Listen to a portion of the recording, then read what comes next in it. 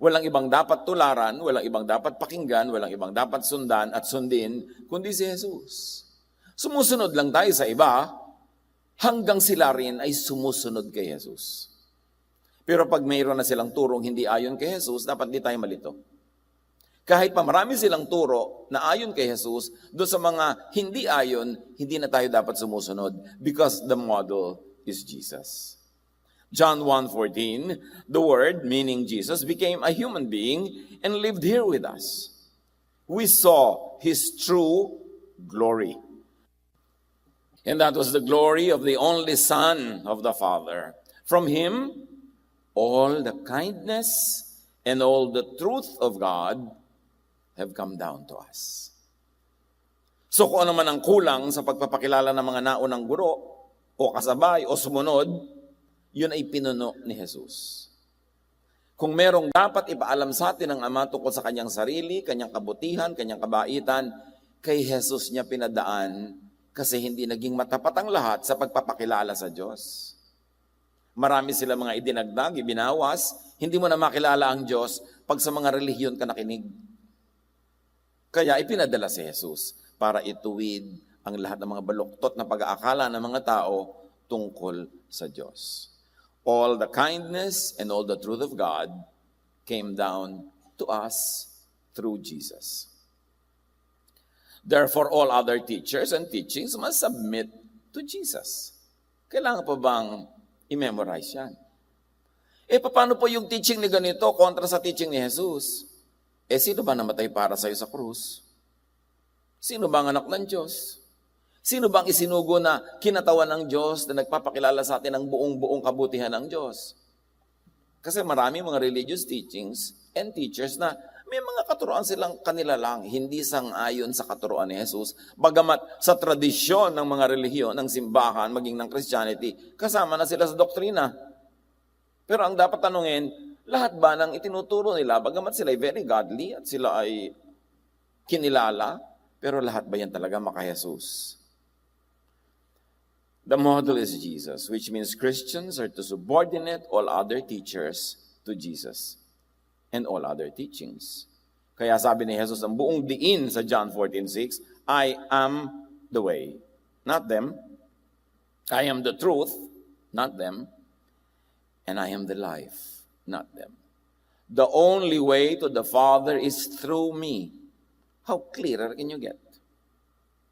Yung iba, hindi makarating sa langit, hindi makarating sa kalangitan, hindi makarating sa heaven, there and heaven in the heart, dahil ang sinusundan nila hindi si Jesus. Ibig sabihin, hindi sila makarating sa buhay na payapa, tahimik, hindi sila makarating sa portion na sila ay tiwasay na tungkol sa kanilang spirituality, lagi pa silang takot na baka mabulid, takot sila na baka bumalik na naman sa impyerno, matanggalan ng kaligtasan, kasi ang ginagawa nilang way to the Father is not Jesus. Ang ginagawa nila, iba. Yung iba na, oras na nagkamali ka, hell ka na naman. Oras na nadapa ka, hindi ka na naman anak ng Diyos. Hindi nga talaga sila makakarating sa Father that way. Kaya sabi ni Jesus, I am the way, walang iba. Christians are to be like Christ.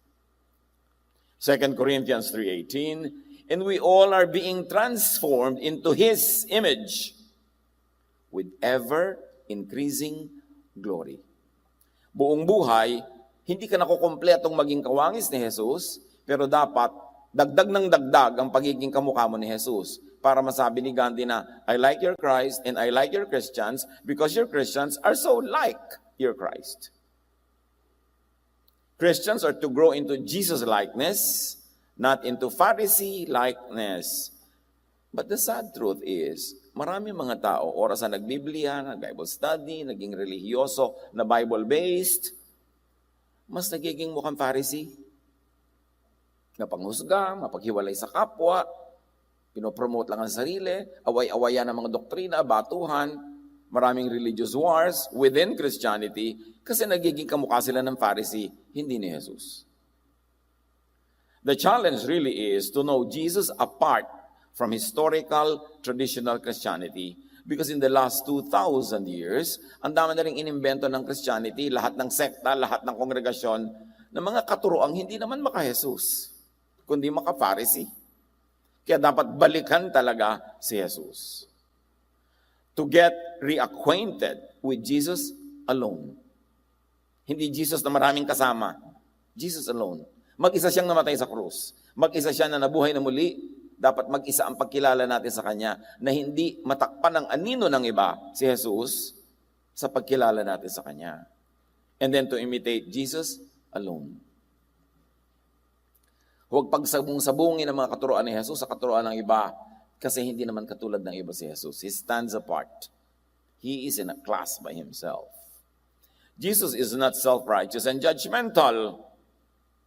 Pero hindi ba yung kabaligtaran niya na nangyayari? Matuto lang ng 3 verses. Nagiging self-righteous and judgmental na. Kaya sabi ni Jesus sa Matthew 7:1, do not judge. At napakaraming mga examples, teachings, and episodes na ipinapakita yan na si Jesus ay hindi judgmental. Even the woman caught in the act of adultery, that the whole town was going to stone to death, matapos siyang iligtas ni Jesus sa mga bato na yon, sabi niya sa babae, o nasa na yung mga umuusig sa iyo? Wala na po sila. Sabi niya, neither will I condemn you. Go home and live your life of sin. Hindi niya kinonsinte yung kasalanan, pero hindi din niya kinondemn. Sabi niya, umuwi ka na, bagong buhay ka. Jesus is not sectarian or congregational. Mark 9:38-40, sinabi sa kanya ni Juan, Guro, nakakita po kami ng isang taong nagpapalayas ng mga demonyo sa pamamagitan ng inyong pangalan. Pinagbawalan namin siya dahil hindi natin siya kasamahan. Ngunit sinabi ni Jesus, huwag niyong pagbawalan, sapagkat ang sino mang hindi laban sa atin ay panig sa atin. Ang linaw, nung palang panahon ni Jesus, ang mga alagad niya, sectarian na, congregationalist na, may gumagawa ng mabuti, nagpapalayas ng masasamang espiritu, at sa pangalan ni Jesus, pinigilan nila, hoy, hindi ka namin kagrupo. Separate kami sa iyo. Hindi ka kami. We don't care na ipinipreach mo rin ay si Jesus. We don't care na gumagawa ka ng mabuti, basta't hindi ka namin kasama, tumigil ka. At sabi ni Jesus, huwag niyong gawin yan. Hindi natin sila kalaban. Pero ngayon, ano nangyayari? Sekta-sekta, grupo-grupo, contest-contest. Nakakarinig na ba kayo ng mga Christian group sa pinupuri yung kabilang Christian group? Di ba? Puro pintas. Kasi na itinuturo sa pulpito, mamintas. Pintasan ng iba. Pasayahin ang sarili na tayo lang ang tama, tayo lang anak ng Diyos, tayo lang ang papakasalan ni Jesus. Ganyan. So, yun ang tumatanim sa utak ng mga nakikinig. Nagiging mapanghusga at mapaghiwalay sa mga kapwa na nanalig din naman kay Jesus. Ang hilig-hilig pa nating, Pastor, ito pa yung auntie ko, sinama ko ngayon dito. Unbeliever po. Gusto kong matulaw pag may ganun. Yung nadidilig pa nung tao, tinatawag siya nung nagsama sa kanya na unbeliever. Naniniwala ba siya kay Jesus? Opo. Di believer siya. Iba lang ang sekta niya. Ano ka ba? Napakakitid ba ng believer sa'yo? Yung tayo lang? Kaya 100 taon na ang biblical Christianity sa Pilipinas, kakonti-konti pa natin compared sa iba. Dahil sa mga ugali na yan. Dahil sa mga pamamaraan natin na yan na nakaka-turn off sa marami. John 10:16, kaya nilinaw ni Jesus sa kanyang mga alagad na feeling exclusive. I have other sheep that are not of this sheep pen. I must bring them also. They too will listen to my voice, and there shall be one flock and one shepherd. Sabi, hindi lang kayo ang anak ng Diyos. Marami pa. At isasali natin sila para merong isang pamilya ng Diyos. So Jesus definitely is not exclusivist, not separatist. Mahilig siyang makipag-isa, makianib sa mga naniniwala sa Ama natin sa langit. Jesus is not dogmatic, especially about every traditional teaching. Yung sasabihin ng iba, God said it, meaning a verse. I believe it, that settles it. Ibig sabihin, wala nang usapan. Yung paniniwala ko sa verse na ito, yun ang mananaig. Kaya nagkakagulo lagi. Matthew 5:43-44, you have heard that it was said, love your neighbor and hate your enemy. Ito yung verse, ha? Ang itinuturo, hatred sa enemy. But I tell you, love your enemies. So ang tinuturo ni Jesus, love. Kaya yung mga haters, ikokot nila yung mga verses na yan na hate your enemy. Pero remember, may sinabi na si Jesus na, but I tell you, ako ang nagsasabi sa inyo, love your enemies. So, paano ka magiging dogmatic about every verse kung napakaraming verses ang minodify ni Jesus, pinalambot, pinabait, kaya nga siya'y pinadala para ipakilala ang buong buo at tunay na kabutihan ng Diyos. Pag ginawa mo every verse na poon, ang ending niyan, marami kang pagsasabong-sabongin na verses. Kasi marami talaga mga magkakasalungat na ideya. Sinabi ni ganon, sinabi ni ganyan, sa ganung panahon, sa ganitong panahon, magkakaiba yan. Tapos pagsasama-samahin mo sa loob ng utak mo, kaya litong-lito ang mga tao. Kaya mahalaga, si Jesus ang mangibabaw. And very importantly, Jesus is flexible. In fact, even on the Sabbath, which is a very important institution in the Jewish religion, kasama pa sa Ten Commandments na nakadambana, pero sabi ni Jesus, Sabbath was made for man, not man for the Sabbath. Kaya kayo binigyan ng Sabbath para kayo mapahinga, hindi para gawin yung amo ang Sabbath na nakakapagod ng i-observe. Nabaligtad ang purpose. Imbes kayo mapahinga, napagod kayo sa pag-observe niyan. Kaya sabi niya, kung may magagawa kayong mabuti, Sabbath or not, do it. Magiginhawa kayo, gawin ninyo. Pinakamahalaga yun na tradisyon nila. So you see, hindi naman sinasanto ni Jesus lahat ng verses. Binigyan niya ng bago, makabuluhan, mabait na application ng lahat para makalaya ang mga tao sa bigat ng relihiyon. Jesus is flexible even on dietary laws, another very important aspect of the Jewish religion. Sabi niyang mga religious leaders, bakit kayo kumakain ng hindi naghihinaw, hindi naguhugas ng kamay ng mga disciples mo? Sabi ni Jesus, alam niyo, nagpaparumi sa tao, hindi yung pumapasok sa bibig niya, kundi yung lumalabas sa kanyang bibig ng mga salita. Effectively, he set people free from the dietary laws of the Jewish religion. Matthew 15:10-11, pinalapit ni Jesus sa mga tao at sinabi sa kanila, pakinggan nyo at unawain ang aking sasabihin. Ang lumalabas sa bibig ng tao, hindi ang pumapasok, ang siyang nagpaparumi sa kanya sa paningin ng Diyos. And Jesus is flexible, especially on the treatment of outcasts. You know, the exclusivist religion of Israel, the so many commandments and minor commandments and major commandments and the traditions created by them over the centuries have excluded so many people. Committed ang kahulugan ng pagiging anak ng Diyos. Lumapad ang highway na patungo sa impyernong inimbento nila. Yung klaseng impyerno na dahil lang sa hindi nasusunod ang kanilang mga teaching, impyerno ka na. Kaya napakarami tuloy tao outcasts. Parang ang highway napakalapad, ang pwedeng walang daanan yung puting linya sa gitna. So maraming hindi pwedeng tumungtong doon, nahuhulog sila. Mark 2:15-16. While Jesus was having dinner at Levi's house, many tax collectors and sinners were eating with him and his disciples, for there were many who followed him. When the teachers of the law, who were Pharisees, saw him eating with the sinners and tax collectors, they asked his disciples, why does he eat with tax collectors and sinners? In other words, they wouldn't. Takang-taka sila si Jesus na spiritual leader and teacher ay nakikisalong kumain sa mga tinatawag nilang mga makasalanan. And why not? Bakit sila ba hindi makasalanan? Pare-pareho lang, iba-iba lang ng itsura yung kasalanan, pero ang ending pare-pareho lang. Pero hiwalay ng mga religious leaders ang sarili nila sa karamihan ng mga tao para iangat sila, kinailangang ibaba ang marami. Kaya si Jesus doon nakisalamuha sa mga nasa baba para iangat sila. Parang siso tuloy yan eh. Nung iniangat yung nasa baba, bumaba yung nasa taas. Kaya nagagalit yung mga religious leaders. Jesus is not racist. Hindi siya namimili ng tao ayon sa kulay ng balat o lahi o ethnicity. John 4:7-9, may isang Samaritanang dumating upang umigib sa balon. At sinabi ni Jesus sa kanya, maaari bang makiinom? Wala noon ang kanyang mga alagad dahil sila'y bumili ng pagkain sa bayan.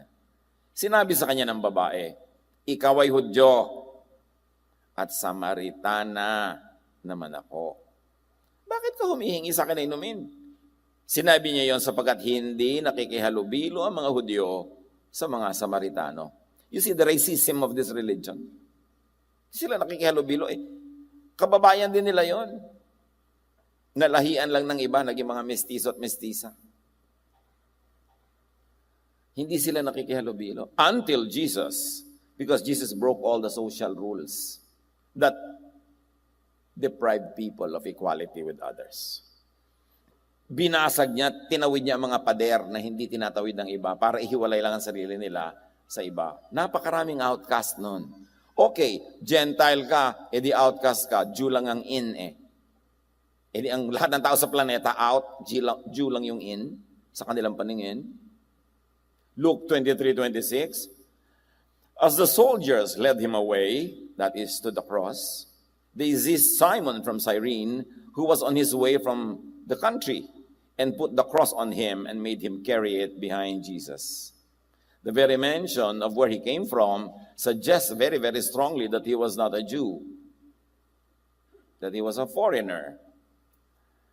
Pero sa dinami-rami ng Jew, ang nagbuhat ng krus ni Jesus ay si Cyrene, taga Cyrene, si Simon. What does it tell us? Hindi sila puwera. Napakalaki nga ng ministering binigay. In fact, Jesus is not a big fan of racist Jewism. Hindi siya tagahanga ng ganyang kaugalian.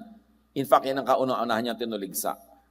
Sa first public sermon ni Jesus, when he went to the synagogue, read the scripture for the day, rolled it, and then made the sermon, sabi niya sa Luke 4:25-30, ngunit sinasabi ko sa inyo, puro Hudyo yung audience, nasa loob siya ng synagogue.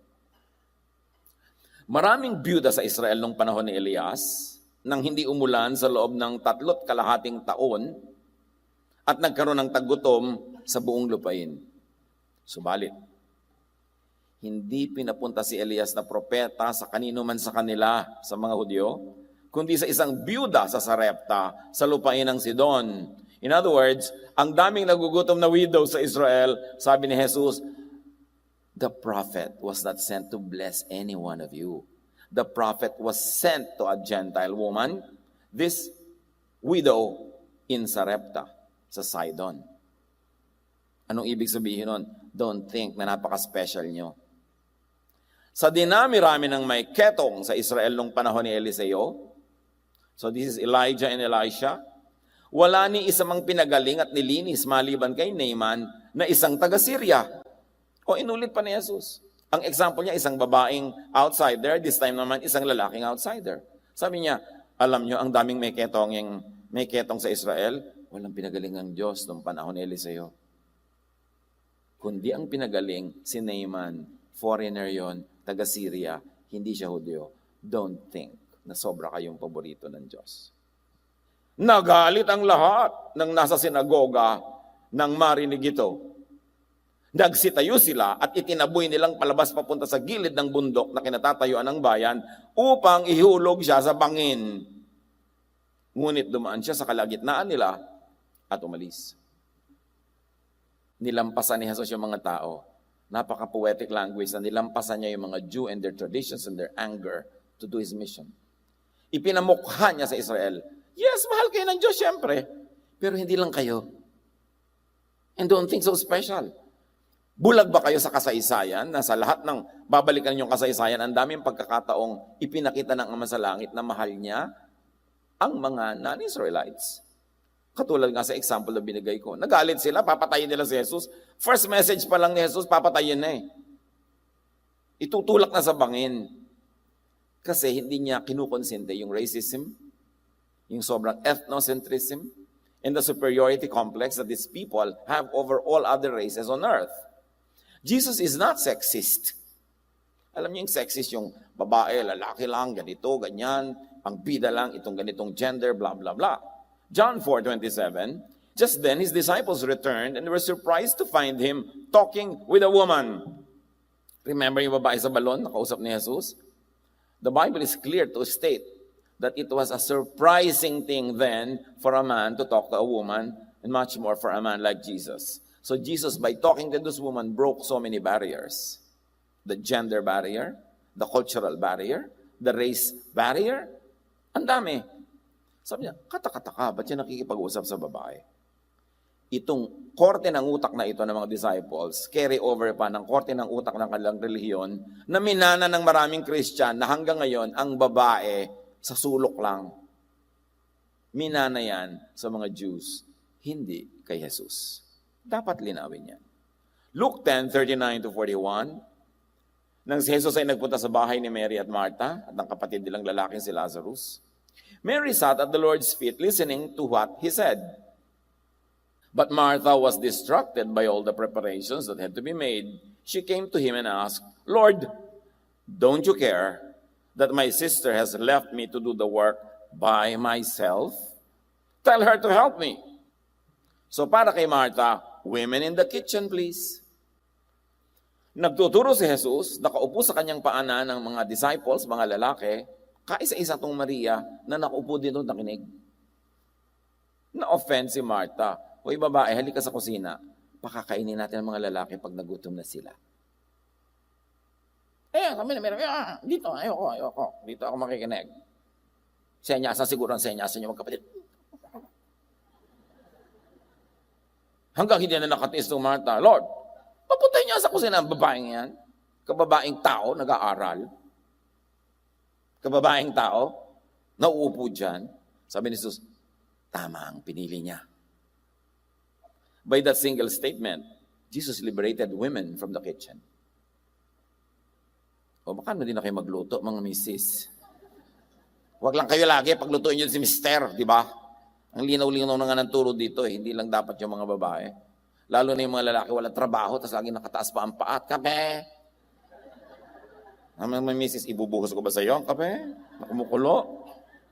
Yung pareho kayo nagtatrabaho, maghapon nasa labas ng bahay, nakalambitin si misis sa mga bus pa uwi, dadaan pa siya sa talipapa, magluluto pa siya, magkakaliskis ng isda habang binababad yung labada, magluluto, maghahain, at tatawagin na si mister na nanonood ng TV, tapos pagkakain, uupo na uli si mister sa TV, si misis naman, kukusutin na yung mga nilabada niya,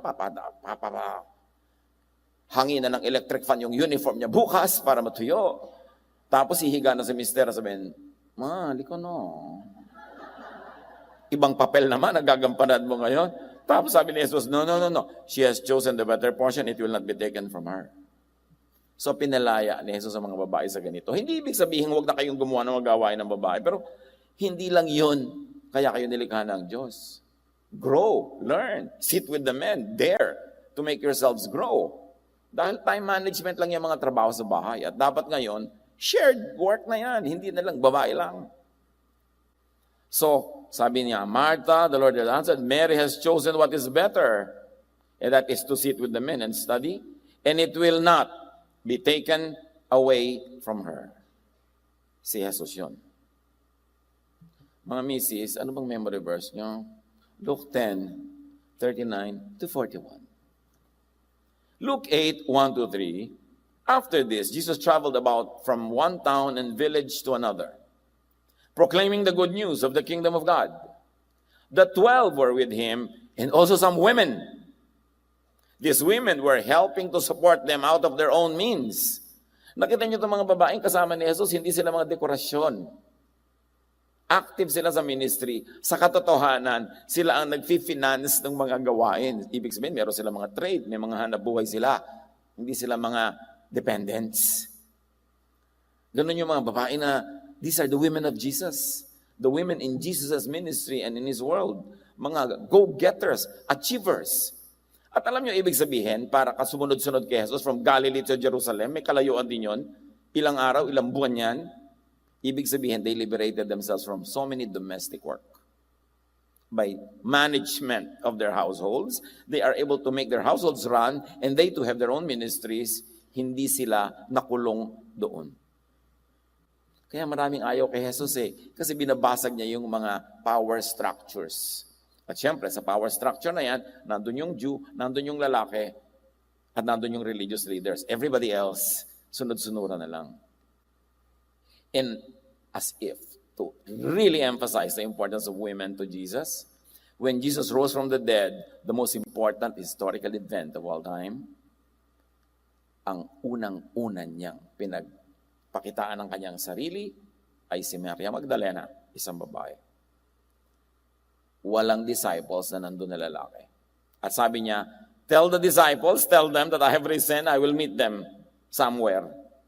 So it really means that Mary Magdalene was the one who declared the resurrection to the men, the disciples, and then through this men to the world. This was a lady, a very important element in the Jesus ministry. Jesus is not oppressive to minorities and to the weak. Sa society, di ba, lagi may api-apihan, kawawaan. At ito yung mga outsiders, the ostracized, the marginalized, the maligned, the judged, the vilified, the demonized. Ang society, laging lumilikha ng mga aswang. Ang pangit-pangit, kumakain ng atay, masamang ugali, hindi pagtitiwalaan, yun yung nilikhang image. Kasi ang aswang is really the bad side of humanity projected by one side to others. May nagtanong pa sa akin, so wala pong totoong aswang. Mag-research ka na lang kung meron talaga.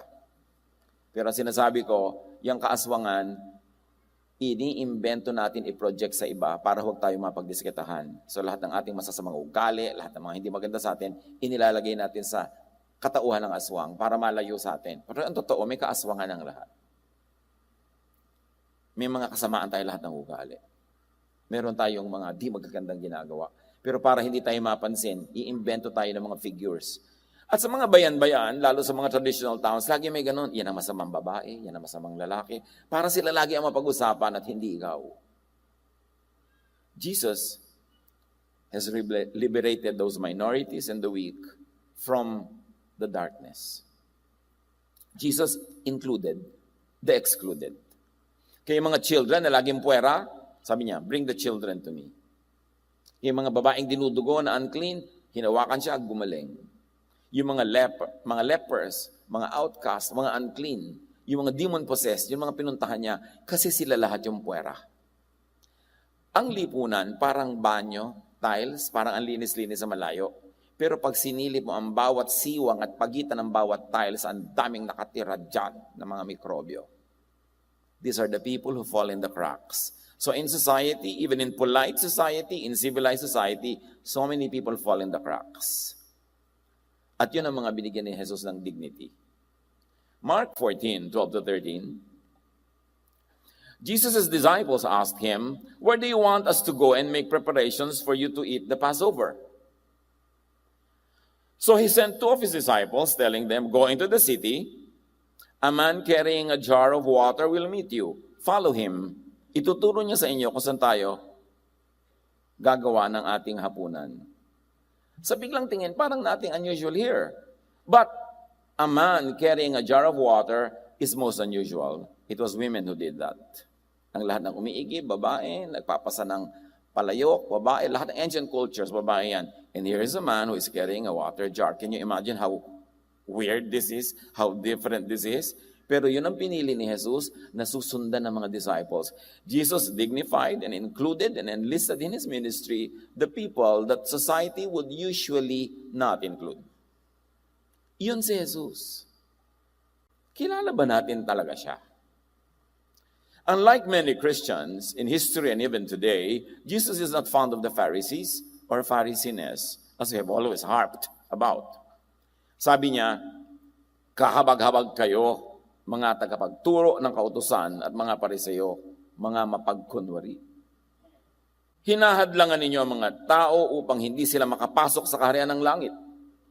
Hindi nga kayo pumapasok, hinahadlangan pa ninyo ang mga nais pumasok. Ito yung pagpasok spiritually or physically, if you like to say it, but also emotionally. Paano ka papasok sa kaharian ng langit emotionally na ikaw ay payapa, tahimik, tiwasay? Sabi niya, hindi nyo binibigyan ng katiwasay ng mga tao, hindi nyo binibigyan ng kapayapaan, lagi nyo inuusig, lagi nyo pinapagalitan, lagi na lang ninyong minamasama. So hindi sila makapasok sa kaharian ng langit ng kapayapaan, katahimikan ng loob. Kasi ginagawa nyo yan dahil kayo man hindi kayo makapasok. Hindi kayo pumapasok at hinahadlangan nyo lahat ang iba na makapasok. Sa gabal kayo, hindi kayo kasangkapan para makarating sa paghahari ng Diyos ang mga tao. Inuubos ninyo ang kabuhayan ng mga byuda at ang dinadahilan ninyo ay ang pagdarasal ng mahahaba. At dahil dito'y lalo pang bibigat ang parusa sa inyo. Ang kausap ni Jesus, religious leaders, hindi yung mga makasalanan sa kalye. Nilalakbay ninyo ang karagatan at ginagalugad ang buong daigdig. Makahikayat lamang kayo ng kahit isang hentil sa pananampalataya ng mga Hudyo. Gusto nyo mag-convert. Ngunit, kapag ito'y nahikayat na, ginagawa nyo silang masahol pa at lalong dapat parusahan sa impyerno kaysa sa inyo. Sabi niya, panayang mission nyo, panayang convert nyo, pero pag na-convert nyo, ginagawa nyo ang anak ng impyerno. Pinupuno nyo ang puso ng galit, ng takot, ng guilt. Sabi ganon, kaya doble ang parusa sa inyo. Hindi napapabuti, napapasama ang mga dinadapuan ninyo. Ang linaw ni Jesus dyan. Kahabag-habag kayo, mga bulag na taga-akay, mga bulag, mga hangal, sabi ni Jesus. Nagbibigay kayo ng 10 bahagi ng maliliit na halaman, ngunit kinakaligtaan naman ninyong isagawa ang mas mahahalagang turo sa kautusan, ang katarungan, ang pagkahabag, at ang katapatan. Dapat ninyong gawin ang mga ito nang hindi kinakaligtaan ang ibang utos. You are majors of minors. You go to war for little doctrines, but the biggest doctrine of all, love, is not in your heart nor in your agenda. Mga bulag na taga-akay, patuloy ni Jesus, sinasala ninyo ang kulisap sa inyong inumin, ngunit nilulunok naman ninyo ang kamelyo. Ang seselan nyo sa mga walang kwenta at maliliit na bagay, kasi yung malalaking bagay, nagagawa ninyo.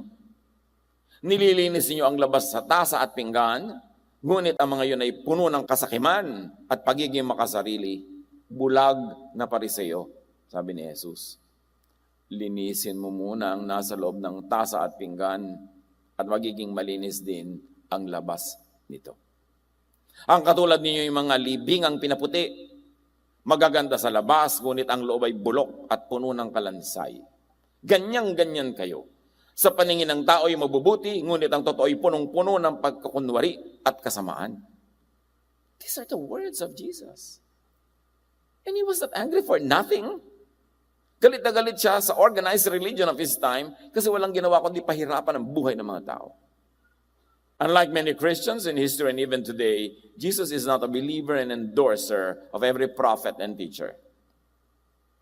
Hindi katulad ngayon na naginip lang propeta na. Bumili lang ng suka, isa na siyang disipulo. Tapos kung ano-ano tinuturo, mabuti sana kung ang itinuturo, turo ni Jesus.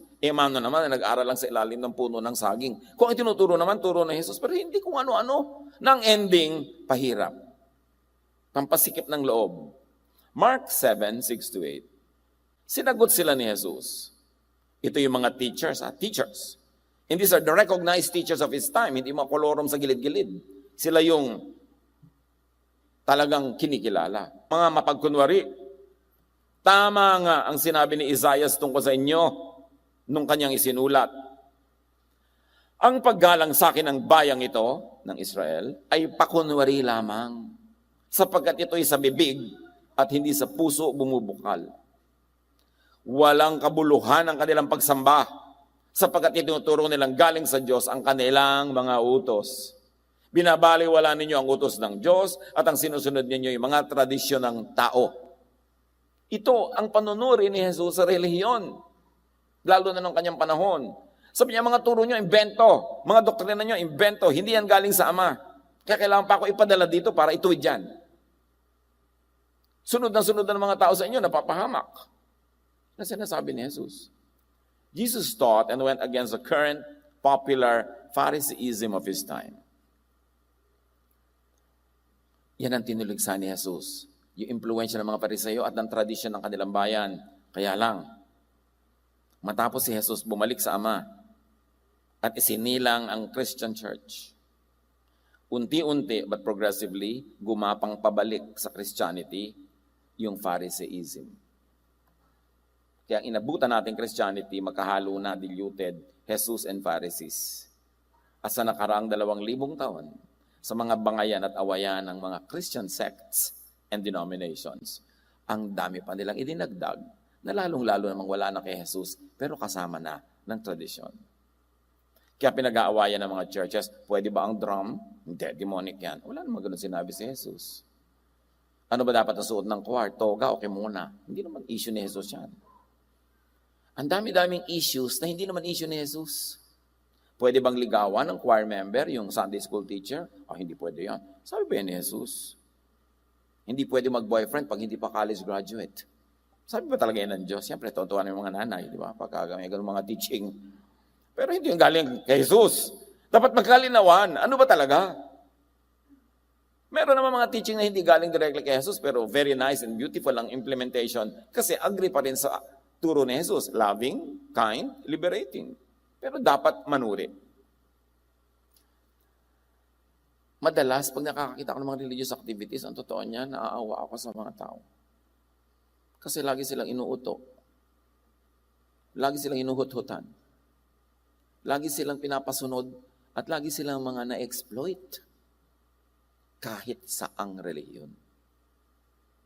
Kaya dapat palayain ang isip. Tapunan ng liwanag mula kay Jesus. Na ang mga naghahanap talaga sa Diyos, Diyos ang matagpuan at hindi mga Diyos-Diyosan.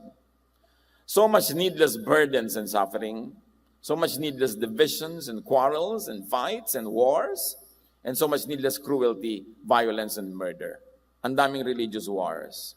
And in the Christian churches, maglingkod ka man ng 30 years, pagka sa 31st year, nagkamali ka, nadapa ka, ang mga kapatiran ng unang lalapa sa'yo. Sila mag-uusap-usap tungkol sa'yo, magchichismis tungkol sa'yo, at sisipain ka at ititiwalag ka. It could be a very thankless kind of involvement. Kasi nga, umiiral yung Pharisee. Kukuha ng verse para ibato sa'yo. Tulad ng gusto nilang gawin ng mga batuhin yung babaeng caught in adultery.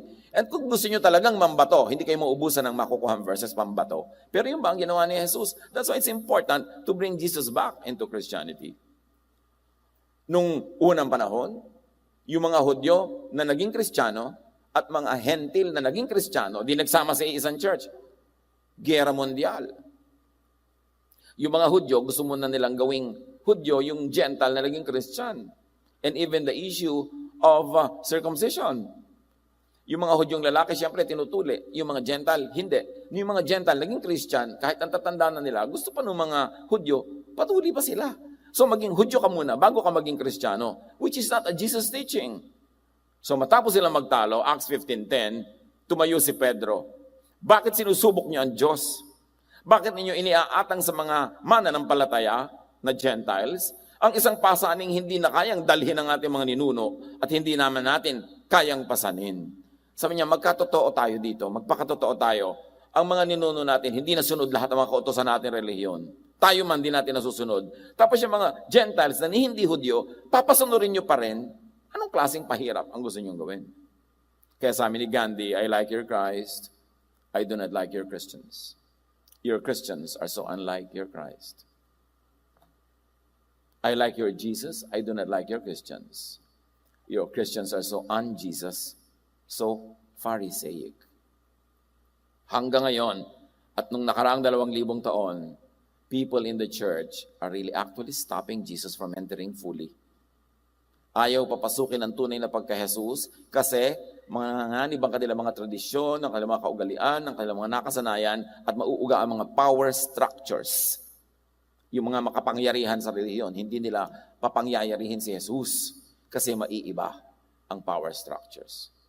Gusto nilang patuloy na mga kababaihan na hindi magpipreach, hindi magtuturo, hindi magsasalita. Hindi ba preaching ang ginawa ni Mary Magdalene? Jesus has risen from the dead. Hindi ba preaching yon? The most important preaching you can ever say. Pero ngayon, binubusalan ang bibig ng mga babae, tagatimpla lang sila ng juice pagka may Lord's Supper, tagagawa ng mga merienda, na itinuwid na ni Jesus nung panahon pa ni Mary at ni Martha. Kailan pa tayo lalaya sa Pharisaic teaching? Kailan talaga tayo makikinabang sa bunga ng sakripisyo ni Jesus? We must bring Jesus back into Christianity. Pero tandaan nyo, no, gusto nilang patayin si Jesus. So yung ngayon gusto magbalik kay Jesus, natural, babato hindi lang marami. But bring Jesus back into the church. Nakakalungkot, ang mga tao naghahanap, pasok ng pasok sa mga relihiyon, at kumisan ganito nangyayari sa kanila, papasok sila sa isang relihiyon, tapos pagkapasok mabubulid. Ibebenta lahat ng lote, lahat ng ari-arian, ibibigay sa simbahan. Pati hikaw, pati gintong ngipin, bubunutin, ihuhulog sa buslo. Ang mga kababaihan, chinichimay-chimay. Kawawa ang napakarami mga tao. To become like Jesus in all of life, live by the all-in-one commandment and law of Jesus, and that is love. Kaya patuloy at patuloy nating iginigiit ang Jesus filter. Lahat ng katuruan na alam nyo, narinig nyo, nakikita ninyo, salain kay Jesus, yung lalampas lang ang ipamuhay, yung iba ilagay na sa file. Pamisa-minsan, useful na reference, but you don't have to kill or die for teachings that did not come from Jesus, not affirmed by Jesus, and especially those that contradict Jesus. John 13:34-35. A new command I give you, love one another. As I have loved you, so you must love one another. By this, if you are loving or not, everyone will know that you are my disciples. If you love one another. So laging itatanong, loving ba yan? Loving ba ang ending? Loving ba ang application? At pag hindi, apply the Jesus filter. No matter who said it, no matter who exemplified it, pag hindi siya lulusot sa Jesus filter, we are the followers of Jesus, not of anyone else. We follow other people and other teachers just because they follow Jesus. But in areas where they do not, we should not follow them. Panginoon, turuan niyo po kami.